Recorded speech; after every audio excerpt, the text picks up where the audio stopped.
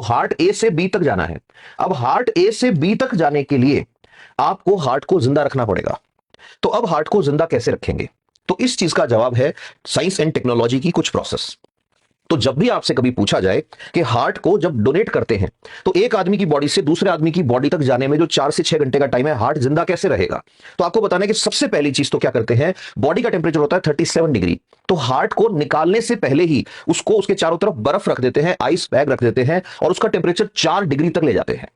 जब हार्ट का temperature 4 degree कर दोगे तो उसका जो ऑक्सीजन कंजम्पशन है और उसके अंदर जो मेटाबॉलिक एक्टिविटीज चल रही है, जो एनर्जी उसकी रिक्वायरमेंट है, वो 12 टाइम्स कम हो जाएगी, 12 गुना कम हो जाएगी। अब अगर सिर्फ इसको ठंडा ही रखा तो इसमें कुछ नुकसान भी होंगे। नुकसान क्या होंगे? इसकी सेल्स मरने लग जाएंगी। क्यों मरेंगी? हार्ट की जो सेल्स होती हैं उसमें एक अलग तरह का टिश्यू होता है जिसको कार्डियक मस्कुलर टिश्यू कहते हैं। अभी जो कार्डियक मसल्स होती हैं इनके माइटोकॉन्ड्रिया बहुत एक्टिव होते हैं। तो एक प्रॉब्लम हो जाती है, लिख लेना ये बात जितने भी स्टूडेंट्स हैं, माइटोकॉन्ड्रियल पार्ट्यूबेशन। माइटोकॉन्ड्रियल पार्ट्यूबेशन ना हो इसलिए क्या करते हैं, हार्ट को 4 डिग्री पे स्टोर तो करना ही करना है, साथ में उसको सॉल्यूशन में डिप करते हैं।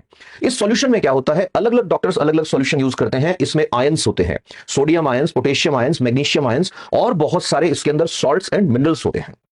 इस बेसिस पर अब हार्ट को आप एक जगह से दूसरी जगह ले जा रहे हो।